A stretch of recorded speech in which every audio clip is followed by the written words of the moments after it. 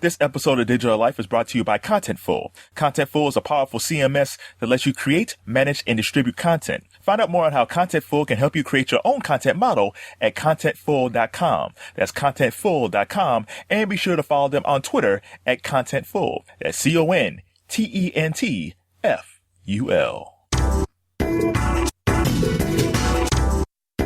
You are now experiencing the Digital Life with Kevin Lockett.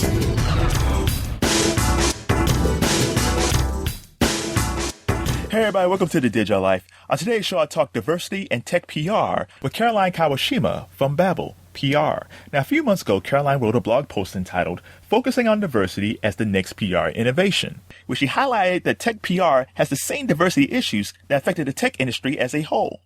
I'm always confused when I walk into companies and I see a lack of racial diversity. Diversity is not a bad thing. In fact, it's something that most companies should embrace. When you have people from different racial backgrounds, they bring their own unique life experiences, which might not only launch a great new groundbreaking idea, but also might bring that company a new audience. But unfortunately, most companies fall back in the same stereotypes, or they just hire people they want to hang out with. But by doing so, you're not only missing out on new leaders and innovators, but you're just missing out on plain old good people. People that might enrich your life, personally and professionally, because they are different from you. I had a great time talking to Caroline about diversity, and we also talked about her journey into PR, being a baseball mom, and places to eat in San Francisco. I'm telling you, after I talked to her, I wanted to pack my bags and move to San Fran because there's so many great places to eat. So without further ado, here's my conversation with the very insightful Caroline Kawashima. Okay, we're talking to Caroline Kawashima. How are you today? Very well, thank you. Thank you so much for having me. No problem. So before we get into tech PR and diversity, I want to ask you about the Ross Valley Little League. So you've been involved, you've been involved with them for a while, and I'm just intrigued because you're a start supporter of them. So tell me about this Little League. So the Rossville Little League is actually, just a local Little League in my hometown, and there are hundreds of Little Leagues all across the United States. It's a wonderful sport, baseball, and we basically probably have over, 200 kids in the program from ages 5, as young as 5, all the way up to age 12 of different levels in the league, and it's a spring baseball program. So I see you tweet some things about baseball. Were you a softball player before, or did you just love baseball? I was not. And in fact, when I first got married to my husband, he was an avid baseball fan and loved watching baseball all of the time. And I actually hated baseball. And I would always complain that baseball was the longest season of any sport, and I didn't understand why it had to be so long. But, I have 2 sons, and both of my boys, of course, started playing Little League baseball.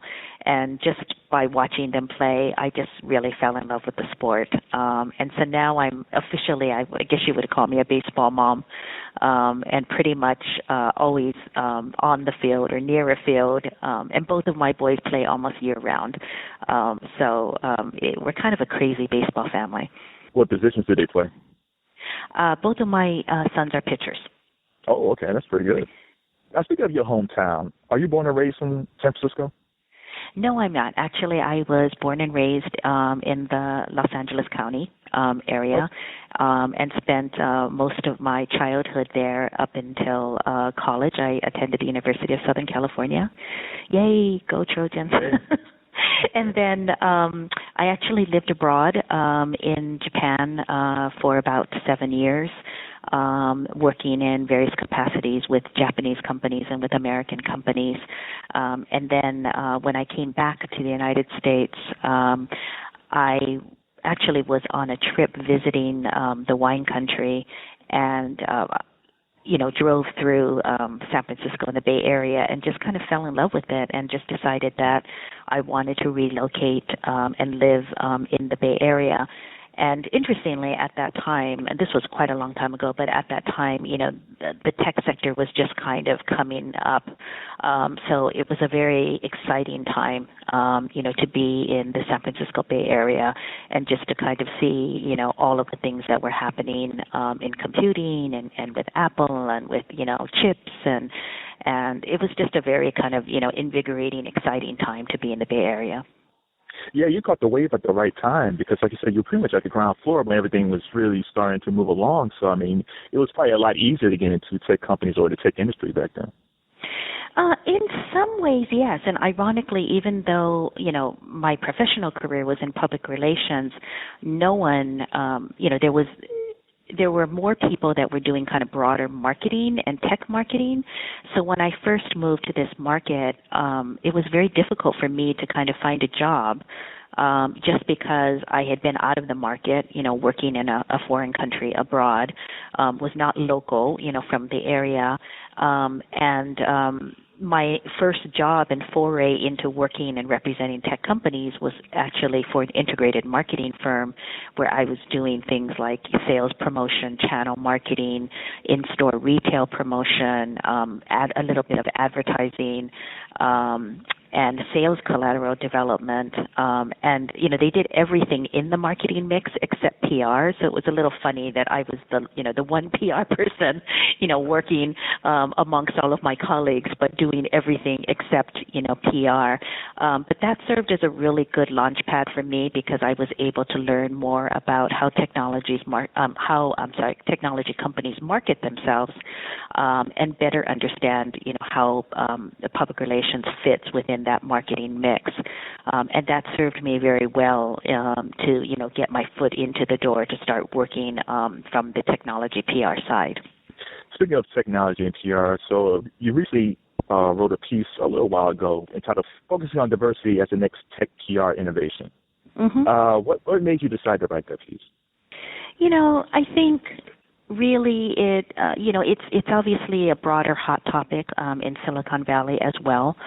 And I have always been, being a person of color myself and being one of the few people of color throughout, my past career, it was always something that I personally experienced, being more of a minority, in public relations. And so I was always very conscious of it.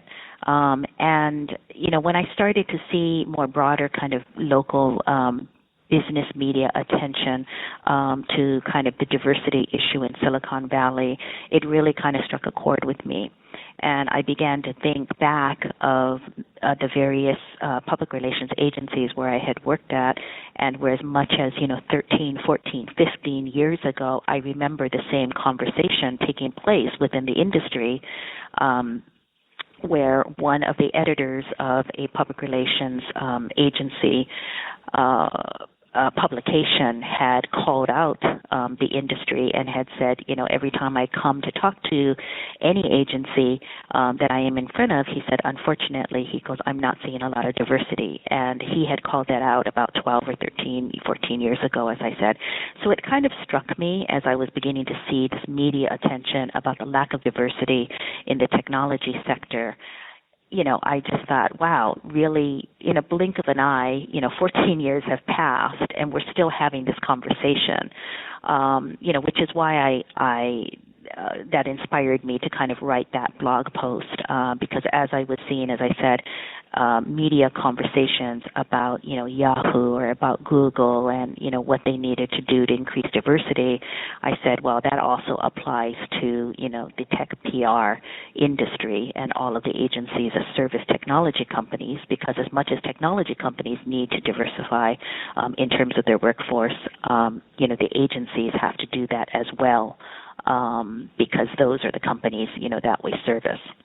Yeah, I always find that curious, even for firms around here in Akron, Cleveland. I would look at advertising firms and PR firms, and I wouldn't see diversity. I would see very little diversity. And I would say to myself, it's hard for me to believe, with so many people graduating from schools, so many people out there doing marketing, it's hard for me to believe that you can't find people who have diverse backgrounds who can add something to your firm. I think a lot of it also comes from The field itself, I mean, I think whether you're in marketing, if you're in marketing or you're in a creative capacity and working, in a creative agency, whether it be public relations, whether it be digital marketing, whether it be to some extent social media today, it does take a certain personality type. It is very externally, oriented. So you not only have to have very good and confident communication skills, but you also have to be more of an extroverted personality, or at least I would say, I think in the marketing field, extroverts are rewarded. And I think I can only speak, of course, for myself, but for many Asian Americans and Americans of Asian descent, that is culturally not the way that they were raised. So it's not something that would come up naturally, nor was that behavior encouraged as you were growing up. The message to Asian American kids is keep your head down, study hard, become a doctor, or become a lawyer, because those are respected, professions that kind of give you that kind of broader respect and credibility. I do think it's changing because as each generation becomes more kind of mainstream and Americanized, if you will, or westernized, if you will, they grow up, no different. If I look at my kids, they're, no different than any other kid, at their school because of their upbringing. And I would think, to a certain degree, whether it be Hispanic or even an African American, student population, once again, those traits of being kind of very extroverted or being very showy or speaking out are not things that particularly are, reinforced, in the home. So I think part of it is cultural. I think the other part is access, because this business is a people business and a connections business and a relationship business. So the way that, many times the way that, you get the opportunity for a job in this sector is many times through word of mouth.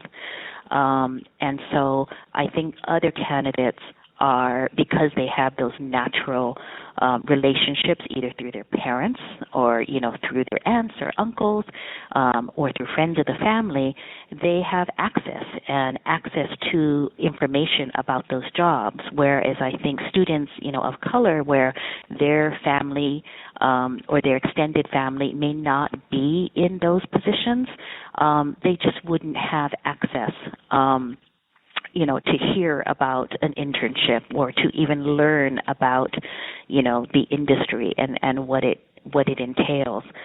When we talk about public relations, it's even more mysterious than marketing. I mean, I've been doing this for over 20 years, and even my own parents still don't understand what I do. They keep calling it advertising because that's the easiest thing that they can think of, but they really have no clue about what I do. So, access is really, very important.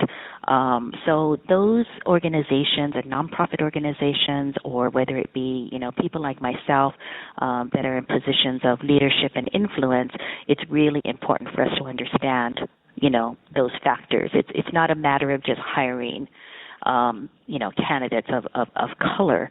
It's also understanding, the cultural implications. It's also making a conscious effort to extend your recruiting and your reach beyond just your immediate network. Right. I think I read that you said you were working with Latina managers to help kids get into the pipeline and create those connections and accessibility to these organizations.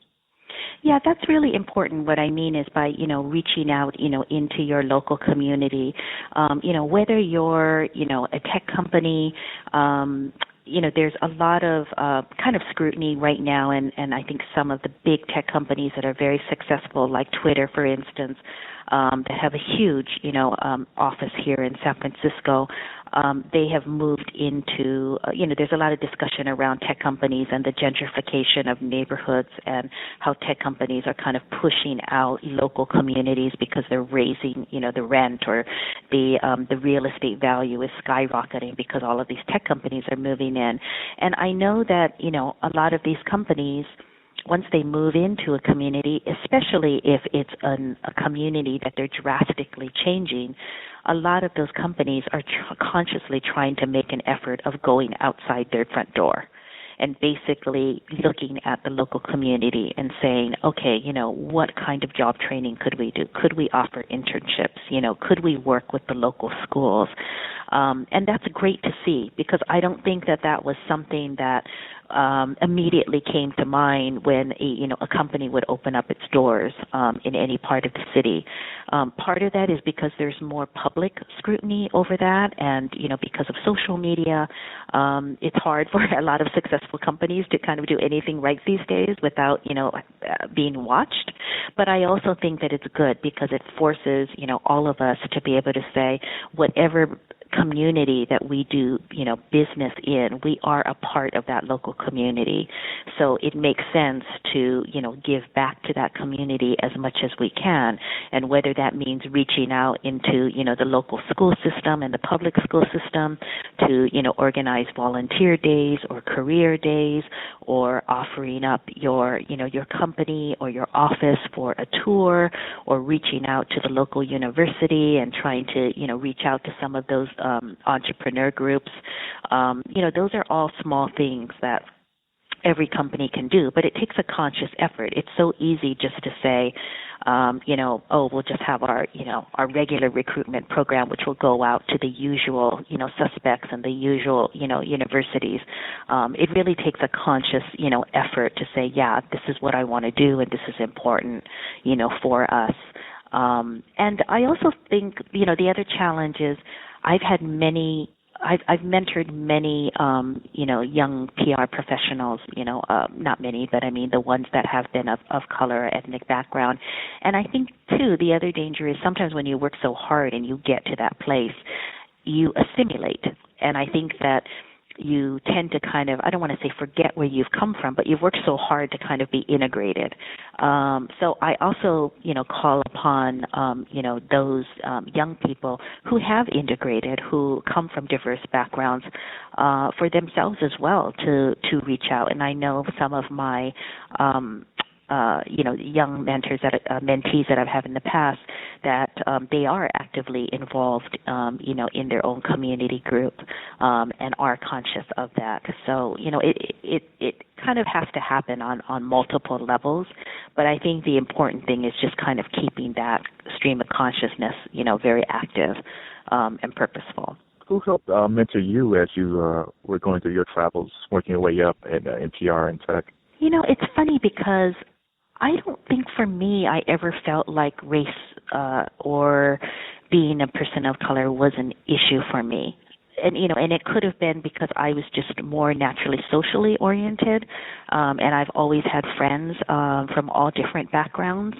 So I never felt kind of stigmatized, in that way. And the role models that I have over the course of my career were not necessarily whether they were black or white or Asian. It was really that they just took an interest in me, as a young professional, and gave me, the opportunities.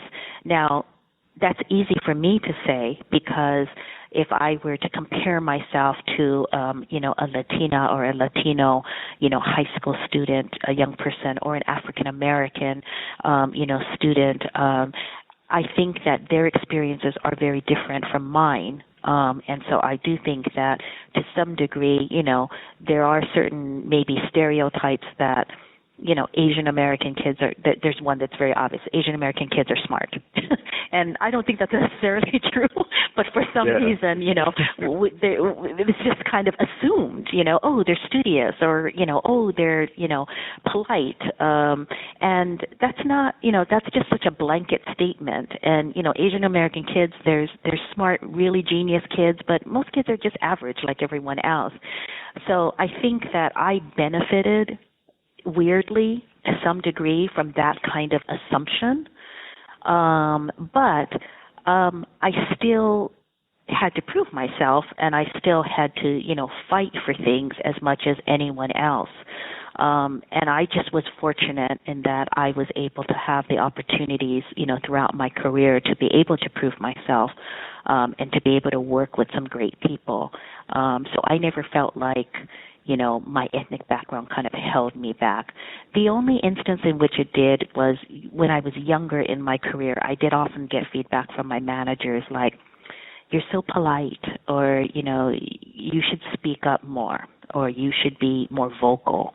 And again, that's a little bit of a cultural thing, because the way I was raised was that, you don't speak until spoken to, and if you are going to speak, you say something of value. You don't just speak for the sake of speaking. And, in American business, it's very different. And if you're not vocal, and if you don't speak up, and if you don't stand up for yourself, you'll literally just be overlooked. So I did have to learn that, but I had to learn that pretty much on my own, through trial and error.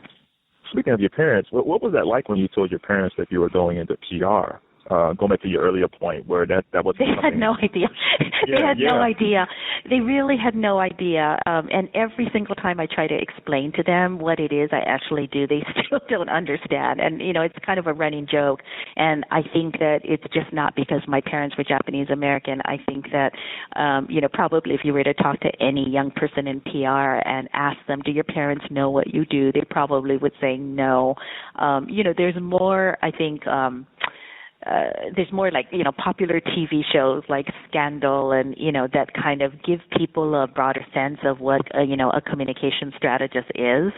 But often it's kind of, exaggerated a bit to the dramatic. So I would love to say my job is as glamorous as, Kerry Washington's in Scandal. It's not actually that glamorous. Yeah, I don't think you're covering up murders. That would be interesting. Yes. Yes, but I do love that show, by the way. I do. I love the show. And again, well. that's something, again, because we have, young people have shows like that now where there are positive role models for them. A woman of color, of tremendous power in Washington. Those are positive media images, right, that young people can see, where even though they know that that's just a TV show, still the fact that, she is, playing that role, and that she is, being respected and admired for her, acting ability in that role. Those send very powerful messages, I think, to young people and for young women of color to be able to say, yeah, I could do that. I could be like her if I wanted to. But when I was growing up, it wasn't like that. There were very few Asians and Asian Americans in roles on mainstream TV, and if they were in very kind of stereotyped roles. Yeah, I saw a documentary from George Takei last year, and he was talking about that, about the roles that he played, and it was very stereotypical type roles. So yeah. What is the networking scene and the organization, tech PR organizations like for Asian Americans out there on the West Coast? I know, we had talked a little bit about this, and, there are several kind of business, like Asian American business networking groups, I know that are quite active here. For tech in particular, I haven't seen any, and it may be that I'm just, again, not, there may be some, I'm in San Francisco, and there may indeed be some in Silicon Valley, or certainly on some of the, larger university campuses like Stanford or UCSF. There are many, many tech networking groups which, are comprised of, people from all backgrounds. I do know in certain communities, such as in the Indian community, I just heard about actually an African American tech group led by a couple of African American entrepreneurs, which is great, to see. And I'm sure that, there are some other, maybe a Chinese American type of group. But I do see those tend to be more of, a lot of tech workers who have kind of immigrated from their home countries to work here for tech companies. So it's more of I think a local, network, a local and kind of country level type of networking than it is kind of for, Indian Americans or for, Asian Americans or for African Americans. But I'm sure that, there are many and that are popping up. But I'd like to see, more more kind of, organizing and kind of, collaboration, across the board than what we have now. Switching back to pop culture, because you mentioned scandal, you had tweeted something which I didn't think about, but it's true. You tweeted out PR peeps are starting to pitch CEOs to the Late Show, and I saw Tim Cook from Apple on there, and it's true. Like, his show has only been on for a week and a half, and I've seen 3 tech CEOs already on there, which is actually a smart move. Well, yeah, and I think that that's just, kind of indication that technology is now mainstream. Because, once you start seeing technology CEOs kind of on celeb status with mainstream media, then, certainly here in the San Francisco Bay Area, technology is, the key economic driver for the city. And I would guess that it is for every major, metro, across the United States. Every new building that's going up around us is, largely being driven by the tech industry, and whether that be, new legal firms and professional services that are servicing those tech companies or the tech companies themselves, that's a key driver. And so, it's great because technology is finally very, very much mainstream. When I first started in this business, only people in the tech industry knew what technology was, and certainly middle America, you had people on the right and left coast that were very, early tech adopters, but everyone in the Midwest just was kind of still, far behind. And I don't think that's the case anymore. I think that technology has become so pervasive and so a part of our everyday lives that most people would probably admit that they can't do without, some level of technology, whether it be their smartphone or, whether it be their Roku device at home, or whether it be, the latest, navigation app they're using, in their car. So that's the exciting part. And I think that the promise of technology was always to be able to, free human beings up so that, we could do greater things, or use that technology for greater good. And hopefully, we'll see that generation happen. You said something that reminded me of my mom.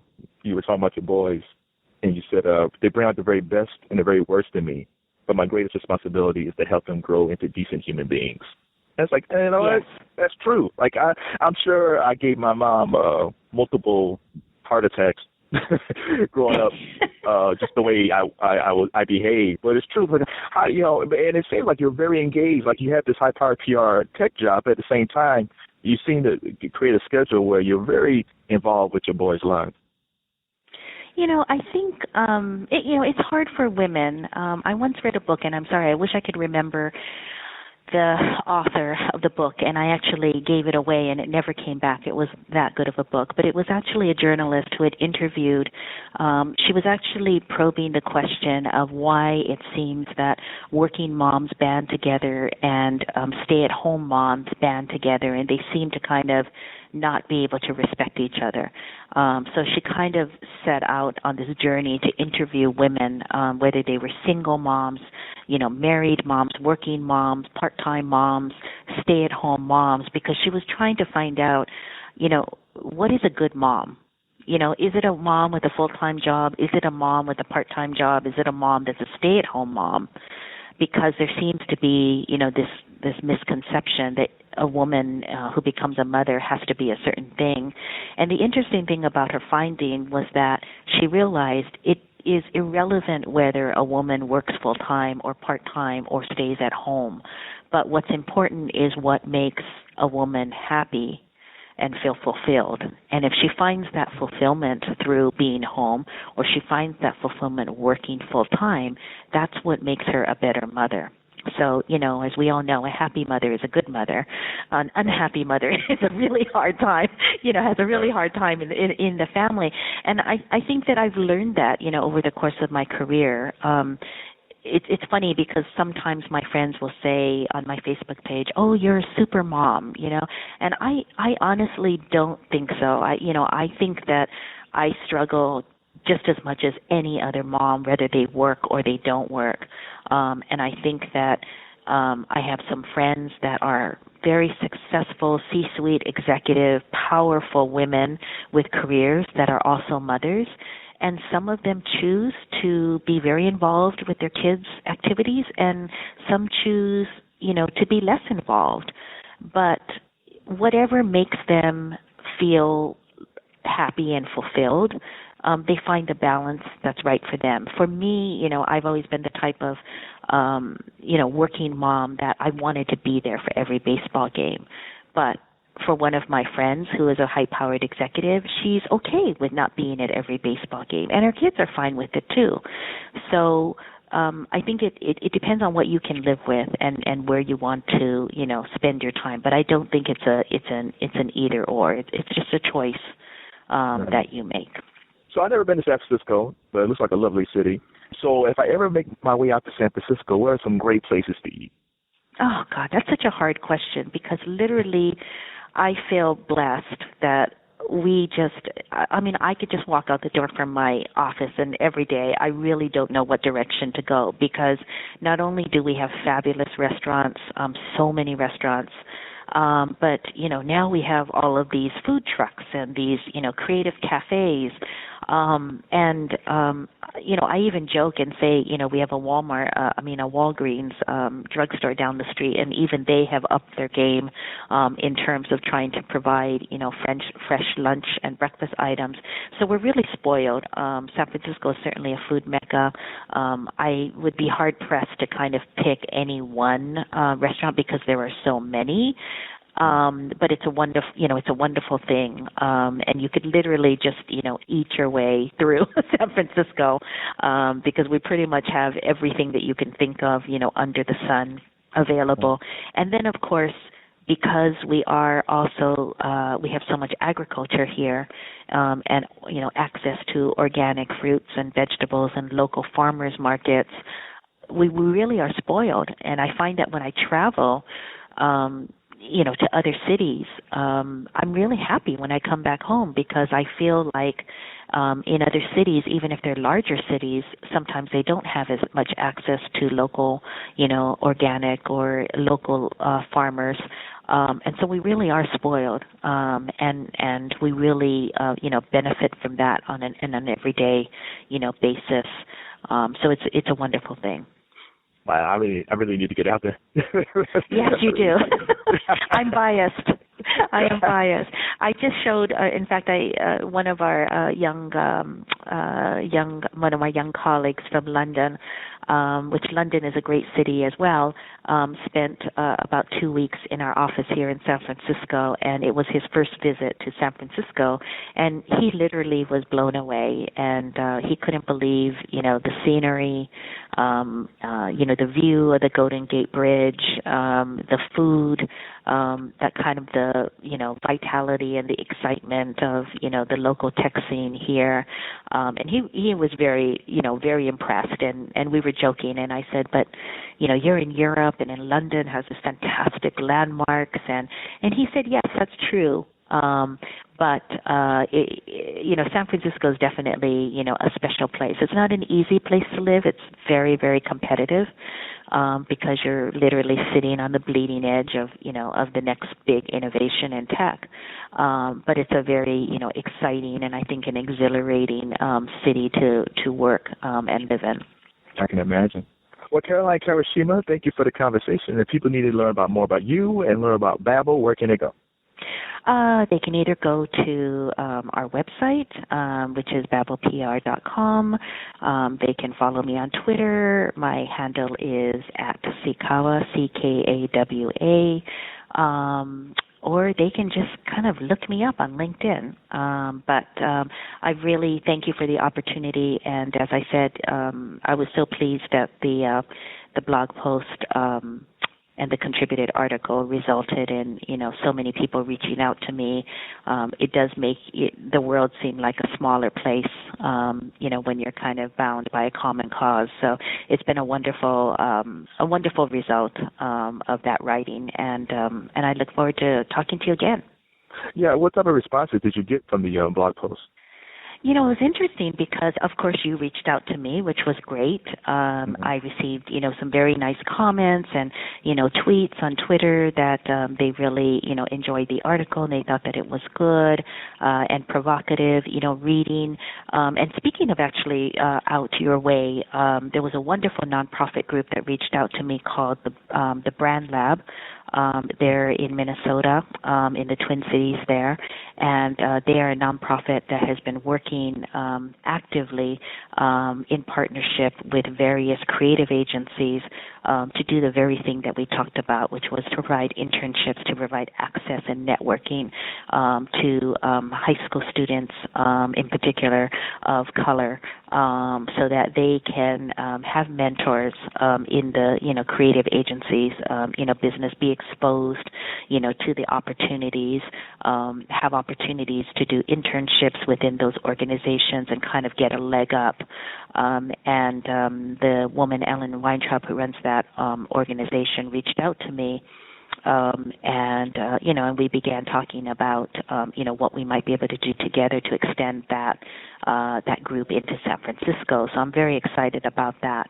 And here, I never would have thought that, someone from Minnesota would have, reached out to me and, offered that kind of opportunity. Oh, and what are some of your favorite apps and gadgets? I do a lot of driving because I'm a baseball mom and go to many, many tournaments, both, in Northern California as well as out of state these days. So I cannot live without the Waze app. It has helped me so many times in terms of finding alternate routes to, various baseball stadiums that I've had to find very often in very obscure places and little towns. And I also like Slack quite a bit. I use it quite a bit for work to keep in contact with my colleagues in London and my team here in San Francisco. And then I recently was told of a great baseball training app, which is called Coach's Eye. So I'm going to check that one out. But it allows you to upload video of your player and allows coaches to, view the video with you and make markups on the video so that, they can more effectively kind of make those course corrections and help the players develop. So I'm definitely going to look up that one. Yeah, you have to let me know how that works out for you. That sounds pretty cool. Yes. Well, there's so many now, right? Yeah, it's hard to keep up. It is hard to keep up, and I read there was an interesting stat on National Public Radio. It was actually a couple of years ago, but it actually made me laugh out loud because they were talking about smartphones and all of the many features and functionality now on a smartphone and all of the apps. And the study basically said that the older you are, the less functionality you need. And I just couldn't stop laughing because that's so true. Most of my kids, I think, now find most of the features on my phone and are showing me, how to get around and what apps to use and what shortcuts to take. And it always amazes me how they just, innately understand and find out about those things. Yeah, that's when I found out I was officially old. Like, I thought I was young and hip. Yeah, not too much anymore. Yeah, I used to be the one that, in tech PR, they used to bring home the cool news. And now when I bring it home, my 15-year-old would say, oh, that's so 6 months ago. I definitely have no news value anymore of anything hip and cool in my family. All right. Thanks a lot, Caroline. All right. Thanks so much, Kevin. I really appreciate it. Bye-bye. I want to thank Caroline Kawashima for Babel PR for being a great guest on The Digital Life. Be sure to check out her blog post focusing on diversity as the next PR innovation, which is very good, so please check that out. And you can follow her on Twitter at CKawa, that's CKAWA. On today's show, we're going to start a new feature as I focus on new music. Today, we feature Akron's own Wesley Bright and the highlights in their new song, Losing You. Make sure you follow them on Facebook at facebook.com/Wesley Bright and the highlights. They're a great retro 60s band. If they're ever in your area, please check them out. They're a whole lot of fun, a lot of energy, and they're fantastic. All right, everybody. It's The Digital Life. I'm Kevin Lockett, and I'm out. I can't believe it myself, honey. I can't believe it. So afraid of losing you. Oh, so afraid of losing you. Listen, I'm afraid of losing you. I'm afraid The Digital Life with Kevin Lockett.